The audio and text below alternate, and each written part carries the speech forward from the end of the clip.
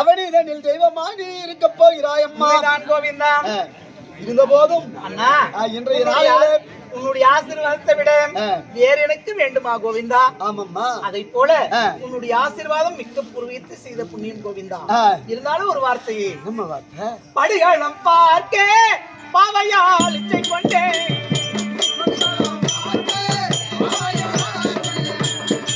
படுகளம் பார்க்க பாவையால் இச்சை கொண்டேன்.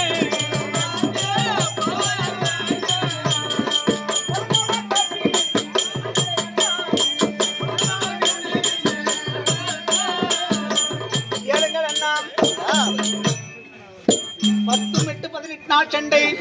அந்த சண்டையிலே 17 நாள் சண்டை முடிந்திருக்கிறது. வெடிந்தால் 18வது நாள் சண்டை. இந்த சண்டையிலே யார் யார் எங்கு மடிந்திருக்கிறார் அப்படி என்று இந்த குருச்சத்தை எனக்கு படுகளத்தை காமிங்கண்ணா. சண்டை ஆரம்பமாக இருக்கக்கூடிய நேரத்தில் முதல் நாளில் என்ன கேட்டாய்? 18 துரோடி சாணை சேர்ந்து சண்டை நடைபெறக்கூடிய இடத்தை நான் பார்க்க வேண்டும். உண்மைதான். 48 மைல் விஸ்தீர்ணம் அடித்தப்படுகிற பூமி, அந்த குருஷேத்திர பூமியை நான் பார்க்கணும்னா என்னிடம் முறையிட நான் காலம் வரும்போது உன்னை காண்பிக்கிறேன் என்று நான் வாக்குறுதியை கொடுத்தேன். அந்த வாக்குறுதியை நிலைநாட்டும் மன்னோம் அம்மா பாராயணாது தங்கா.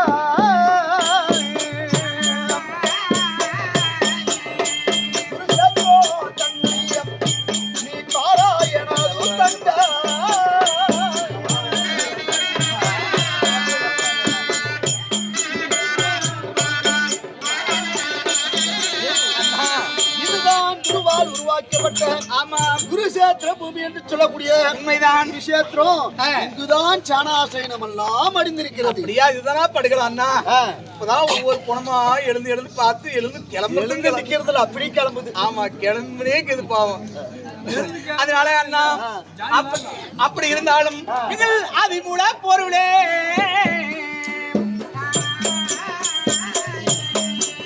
என் அண்ணாமலை கண்ணா.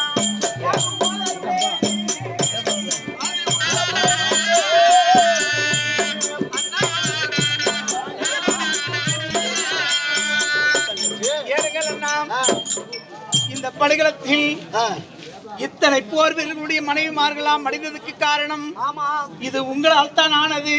இந்த படுகளம் இருக்கக்கூடிய ஆனாலும் விதவியா இருப்பதற்கு காரணம் கணவரெல்லாம் ஆண்டு விட்டார் என்று ஐயோ ஐயோ என்று மாரடித்து தலைவரி கோலத்தோடு இருப்பதற்கு காரணம் உங்களால் தான் ஆனந்தம். படுகளத்துக்கு காரணமே இதான். எங்களால் ஆவது கிடையாது. ஆவதும் பெண்ணாலே அறிவதும் பெண்ணாலே. ஒருவன் வாழ்வதற்கும் பெண்ணுதான் காரணம், ஒருவன் கெடுவதற்கும் பெண்ணுதான் காரணம்.